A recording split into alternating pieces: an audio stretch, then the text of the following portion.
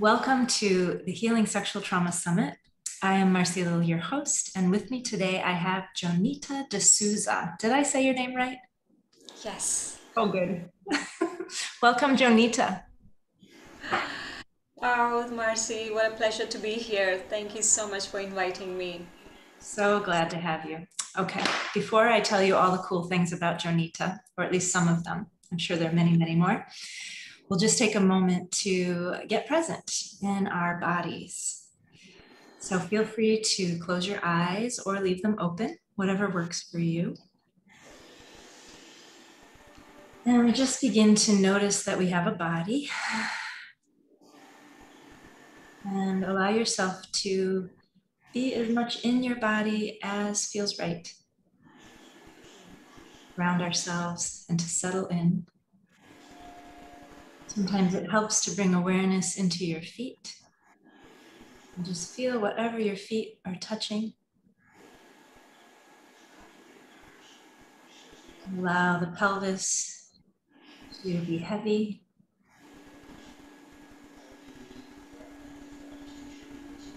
And you can just notice what's happening with the breath.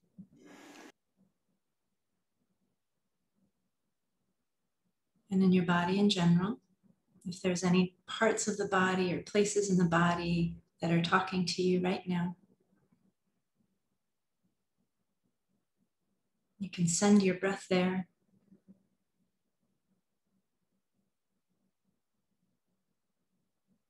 And as we listen to Jonita today, the invitation is to keep paying attention to whatever's happening in your body. Take a break if you need to, if you start to feel overwhelmed, or if you just need a break for any reason, come back when you're ready. And I invite you to come back. If your eyes are closed, you can slowly open them. Jonita and I are here with you. Okay, a little bit about Jonita. Jonita was born in India, settled in England. Jonita D'souza is a feminine lifestylist, an author and creatress of Exploring Femininity Ltd, assisting modern-day busy women who struggle with burnout, overwhelm, and body love to reconnect with their feminine and sensual energy using the ancient Taoist and Tantric arts so that they can create a lifestyle that is fulfilling, nurturing, and pleasurable. Jonita is also a certified life coach, NLP practitioner, master hypnotherapist, and combines the teachings of Indian feminine mysticism and shamanism in her work, facilitating monthly moon circles, online workshops, and sacred feminine retreats. So that's a little bit that I have to share about Jonita. Jonita, is there anything more you would like us to know about you? Like, how did you get here? Yeah, thank you for this beautiful introduction and grounding us in our bodies first. And for me, it is a moment to reflect back on my journey as you were reading about how did I get there. It's been a decade of work of getting here. And what I want to share is that none of this was planned, like for many of us. None of this was planned at all. I grew up in India in a very small town. It's an island, in fact, that is not even in the mainland India. So it's like somewhere in the middle of the ocean, not even visible on the map. So I come from a very small place, and throughout my life, I wanted to be this modern Western woman because all I saw on TV was so intriguing. I could see all those MTV music and Hollywood movies and Titanic and all of that as a growing girl, and I thought that Western women had freedom, had choice, which me as an Indian teenager did not have at that time. At least that's what I assumed. So this inquiry of my life became to become a independent woman living in the West. And I got to London through my job, through a series of consequences, and realizing that here I am, and it's not how it looks like on TV. And it was a moment, it was exactly 2007, where things just shifted for me. My father died. I had a severe case of psoriasis in my body. I was going through depression and all of that. I was in a toxic, abusive relationship as well. So all of that came together and hit me so hard. I was in London and I was embarrassed to go back to India. And I realized it's not about being in the West or in the East. Women face similar dilemma, confusion about their being wherever they are. And that began my journey. And here I am. 10 years later. Thank you for sharing that. Yeah, amazing. Okay. Another question that I like to ask everyone that I interview is, what made you want to be part of the Healing Sexual Trauma Summit? Well, we are witnessing a revolution. Revolution where women are feeling finally comfortable to speak up about their trauma, first of all, and then about their sexuality, and about the immense power that this energy, sexual energy, has for us, specifically as women. And which is why I am constantly choosing to be vocal about it. I've been practicing and learning and teaching to break this taboo of shame, embarrassment, and repression of our sexuality that has disempowered us from womanhood. So we cannot talk about femininity or spirituality if we do not bring in sexuality as the major component. And summits and platforms like this are another great opportunity to collectively come together and create further ripples. So I'm excited and I thank you for choosing this topic as well. Great. Thank you so much. And for listeners, you may occasionally notice the sound of rain. Jonita is in the middle of a monsoon right now. So just occasionally we might just hear a little bit of rain, and maybe that's even appropriate considering the topic that we're addressing here. Let the waters fall, let them cleanse. Yeah, I got chills as I listened to you say that, Jonita. So thank you so much for your passion around all of this. It's really inspiring. Yes. Yeah. Okay. So we're going to talk today about the Holy Grail within and its dark feminine energy. So could you tell us what you mean by the Holy Grail within? Yeah, so it's an interesting concept that I have been reading in books for quite some time before I started my inquiry about femininity and divine feminine and sacred sexuality and all of that. And I realized that, this Holy Grail, it has been searched by the historians and theologians since centuries.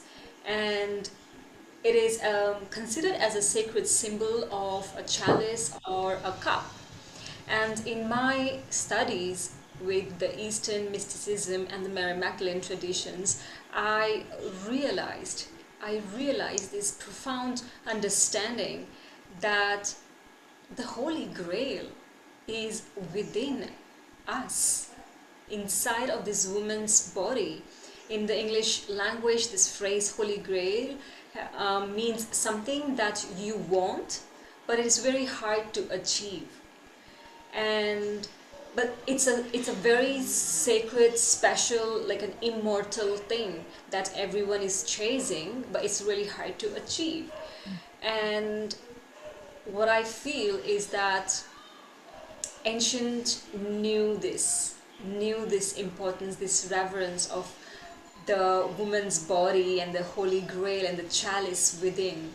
So for me, when I realized that in the teachings and learnings of the feminine mysteries, that our pelvis, our womb, our yoni, this is the Holy Grail inside a woman's body. And now it is our responsibility to, uncover the secrets, to to stop searching outside of ourselves and come within and remember, return to her, because there is where the eternal wisdom lies, and this is what has been separated from us since centuries through repression and patriarchy. So for me, that's the Holy Grail, our Yoni, which is in Sanskrit the word for vagina and the vulva. It means the sacred portal, the mystical gateway. That's our Holy Grail within. And so important, in particular, if we're talking about sexual trauma, because that's often the part of the body that is traumatized, which makes it even less accessible to us as part of our inheritance and our innate power. True. And our aliveness. And all of those things. And it's interesting as I listened to you, because it was like you went to England in search of something that was you were gonna find outside of yourself. And then those things that you mentioned happened, sort of like the initiatory downfall to take you in, down, and in. And here you found, whoa, it was never going to be that. Yeah, and I didn't have to travel 6,000 miles away from home to, figure this out. In fact, I was kind of like, contemplating when I started discovering more about the divine feminine and the whole thing around femininity. So I came across different teachers, and many of them were teaching a lot of ancient mysticism from the Indian traditions, the tantric traditions. And I was really shocked that I had to be removed from my roots and go elsewhere to then understand the importance of my roots to come back to that. Got it. I'm so glad you made your way back. Yeah, so it was like a whole circle. Full circle, for sure. Okay, so we're going to talk then a little bit more about the dark feminine. Yeah. So what is that? Yeah, the dark feminine, it's really interesting. We live in a world of polarity, and we always see things as light and dark, good or bad. And like everything else, everything else alive, we have two sides. And specifically us women, or I would say the conditioning that we have around the dark side is that the dark means evil, or the dark means the shadow side, which is like the bad side of us. When we go further into the feminine mysteries, we come to the realization that dark is not bad. Dark is the source of mystery, and it is our responsibility as women to go into the dark to understand this mystery. So it's not good or bad thing. And for a woman's body, the dark feminine energy is innately present. The yin itself is the dark. Yeah. And if we are women, then we live according to cycles. We are affected by our periods, the menstruation cycle. We are affected by the seasons, the cycle of nature, Mother Earth. We are affected by the cycles of the moon. So each time we go through the beginning of every cycle, we experience darkness. And in those times, so for example, it's the time before we bleed, if we are bleeding. It's the time during the new moon. It's the time during the winters. These are the dark times. So our dark feminine is very active. And what happens is all strange kinds of emotions begin to bubble inside of us. We feel highly sensitive, highly emotional, highly annoyed, highly angry, sad, and all of these emotions. And what happens is that we don't often like feeling all of that, because we've been told that's our dark side, our bad side. But for me, the dark feminine energy is just the unconscious part of the feminine that is wanting to become conscious. because then we'll understand the mystery behind that phenomena. And it's just like in ancient traditions, the dark goddesses were worshipped, not because they were like evil witches or bitches, but because those dark goddesses like Kali, Hecate, Isis, Lilith, Mary Magdalene, they mirrored to us parts of ourselves that we have not yet fully accepted. So for me, the dark feminine energy is this beautiful part of our feminine that is wanting to become present. And it is our responsibility as women that we learn how to commune with this energy, because it will ever be present with us as long as we are alive in this woman's body. And these are also the times where our trauma may be induced or heightened inside of our body. So it's important that we understand the very nature of this feminine cycle that we have. So that's in short the dark feminine energy. Does that make sense? Yeah, total sense. And you know, I'm thinking about even the symbols that are so common in your country of the lingam, and then the opposite energy, which is the yoni. And it's like entering into the vagina, the vulva, the vagina, the womb space is in a very literal way going into a mysterious and dark place. Yeah, and our mother's womb, the place we come from, is a place of darkness. It's a place of loving darkness. We come from the void, the darkness. So it's not a place, it's not an energy to be fearful of anymore. You know, we are taught that we must learn to, you know, get rid of our fears. We must learn to get rid of our shadows, or get rid of our trauma, or get rid of certain emotions that are not serving. And in the art of Taoist Tantric feminine mysteries, you don't get rid of anything, because all of that make you as whole. You discern the learnings from those emotions, that phenomena, that emotion, and you play with it. You learn to accept the entirety of that emotion as it is. That's when you free yourself, because the moment you get rid of one fear, something else kicks in anyways.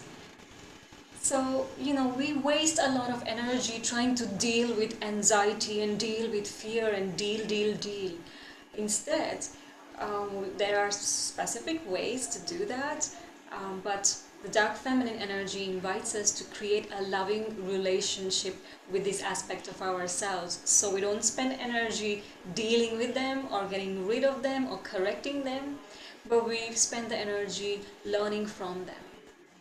I love it. Yeah, it's sort of like the deconstruction of the patriarchy in our bodies and in our minds and in our hearts and our souls, and just, you know, giving ourselves that full spectrum of experiencing ourselves as we truly are. Yeah, It's true. And women are highly sensitive and highly emotional. We can experience a dark and a wide range of emotions in a very short time. So in Vedas, we have 11 moon centers, which means that our emotions can shift every 2.5 minutes. So that's a lot to be just, you know, trying to figure out everything of ourselves. Like, we can go crazy about ourselves if we start to box ourselves this way. Instead, if we just learn that this is our nature, now how can we start loving our nature and understand our nature? beautiful. Reminds me of the monsoon behind you. It's like, it's all coming. Just relax and let it be what it is. Okay, so we were going to talk about perhaps ways that women can connect more with their dark feminine. So what I have learned a lot is that when we go into the work of feminine energy and womb healing, or any trauma related work that is in the body, our dark feminine energy of our sexuality gets triggered really fast. This is at the upfront, because this is something that has been ingrained in our feminine psyche for really long time, since centuries. So There are a lot of different ways to work with the dark feminine energy. Um, One of the simple ways that I like to say is that to look into our relationships, specifically our intimate relationships. They bring up our dark feminine energy right on your face, like right there. There is no running away from that. And we get used to kind of numbing some part of it. Sometimes we run away, we ignore, we get too busy. So all of this does not help. And when we repress the dark feminine energy, it does not go away, but then it becomes the shadow. It becomes this aspect of yourself that you no longer love or like. So one of the ways is to become really clear or understand with your feminine energy in itself and the emotional spectrum of your feminine energy, which is why I like to work with the Yoni a lot, with the energetics of the Yoni, because we all come from there, and this place of darkness has a lot of revelation for us. This holy grail within us has a lot of revelation for us. And because we are so disconnected from our yoni, our sexuality, we experience dark feminine energy in a lot of different areas in our life. For example, I would say our idea of being disengaged from life itself. You know, we are constantly busy, then we are constantly tired, and our life force energy is constantly depleted. So, what are we running away from? Yeah, we have sleeping disorders. These are all dark feminine energy related specifically to yoni and trauma around it. So looking into these things, these aspects that, why am I not able to fall asleep? It is not always because of the stress in your head. It's also the stress that we store in our pelvis. So many of us live a very disempowered lifestyle or belief system where we believe that our sexuality is for someone else. So what happens is that we give away the power of our vitality, our life force energy to someone else. And this is a very disempowered way of living. So when we look into very nuances of how are we actually relating in our intimate relationships and then to ourselves, we begin to understand how the dark feminine energy is playing its role in our lives. And I want to also mention about sexual trauma here.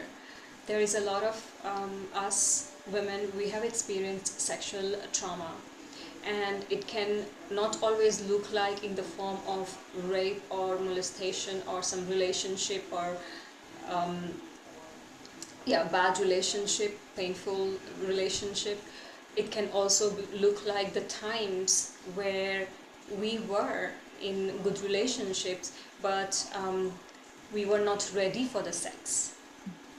Yeah, that also creates trauma in our body. Each time we know that it's a no, and we ignore that no because of our loving relationship.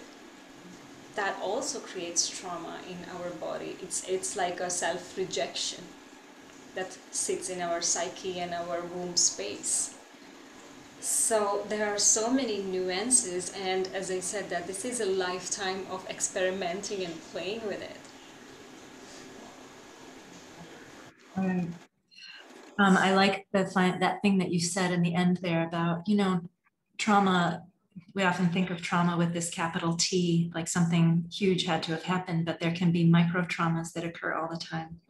And I like that you mentioned the not honoring the no. And I think, and I write about this in my book, Naked, and I call it the sacred no, getting in touch with your sacred no before you can get in touch with your sacred yes. Yeah.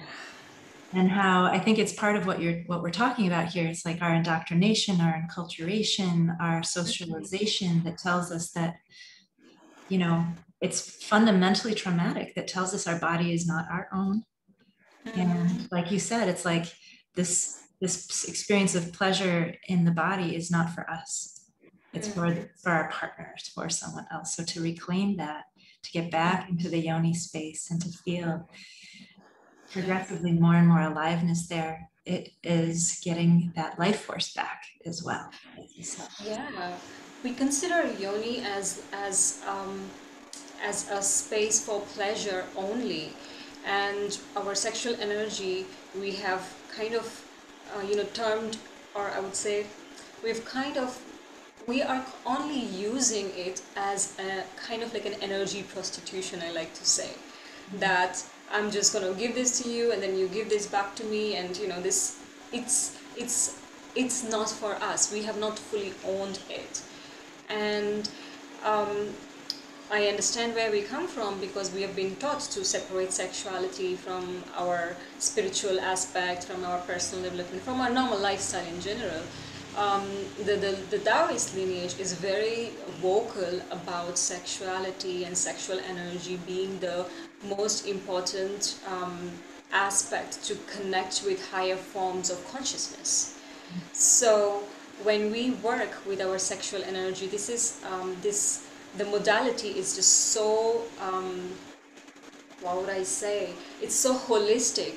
When we think about Tantra in the West, it's a lot concentrated only about sexuality and sacred sexuality. This is just literally 30% of Tantra. Tantra is not only sacred sexuality. When you really go to the roots and learn the classical Tantra, it's about connecting your sexuality to your higher chakras, because only then you get access to this ultimate flow of life force energy in you.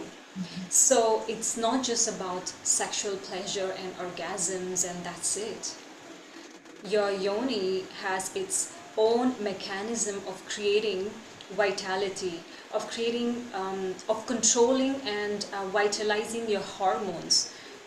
So you don't have to be on depleted hormones. Your yoni just does it by default. That's the purpose. And interestingly, wait, I'm gonna get a little bit graphic here, so if you don't mind. Go for it. To when we talk about, so interestingly, like if you consider this as the entrance of the yoni, and it has the gateway, those places inside, literally, they are pressure points for different parts of our body. So when we do yoni healing work, whether it is through some tools or with our fingers or through some breath work even, then what we are doing is we are giving an internal massage to our lungs, our kidneys, our heart, our spleen, our pineal, so it's like an internal facial that you give. So it's not only about sex and orgasm and pleasure. It's about a woman's vitality. It's about how alive she feels in her body. It's about how she is able to use that energy to create beautiful things in her life. Not only just children, but new ideas for us businesswomen, new content. How do we stand out? Where do you create from? Where do you source this uniqueness? From here, from your holy grail. Yeah, exactly. Oh, I love it. Okay. I can get too carried away, but yeah. Oh, it's all really, really wonderful. And I think that brings us to towards the end of our time. And I just want to let it all trickle in, because it's so lovely and wonderful and true. Most importantly, true. And you have a beautiful free gift to offer. Do you want to tell us about that? Yeah, so the free gift is called Return to Your Sacred Portal. Sacred Portal, you might have guessed it, it's the Yoni. So it's a 7 days of free rituals, 10 minutes of practice taken from Taoist Tantric lineage that can help you to rekindle with your energetics of the Yoni and become informed create an intentional relationship with this part of your body, your femininity, your consciousness, your vitality. So yeah, 7 days of free resources to rekindle with your yoni. Wonderful. Okay. Before we say goodbye to Jonita D'souza, I want to just thank our viewers for being part of this. If you're here for the free 48-hour viewing, you are totally welcome to be here. If you think you'd like to come back and listen to Jonita's wonderful wisdom again, or any of our other speakers, you may want to purchase the summit for the low cost of $57 now before it really goes up. And you'll have it for forever, and you can come back to it at your leisure at a moment where you're like, oh, I really need something right now. And come on back, because these teachings are here for you, as well as the gifts that are being offered by our speakers. Jonita D'souza, it's been lovely. Thank you again so much for, number one, your own journey and where it has led you and the work that you offer, and for sharing that with us so beautifully today here at the Healing Sexual Trauma Summit. Thank you so much, Marcy. I truly enjoyed speaking about one of my favorite topics.